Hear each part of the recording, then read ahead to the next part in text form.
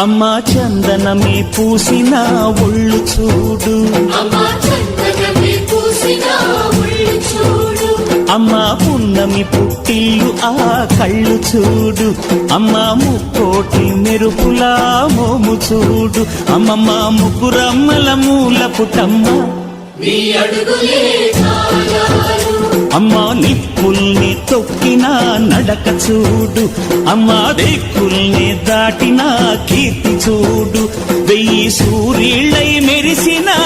శక్తిని చూడు, మనుషుల్లో దేవుడి భక్తుని చూడు.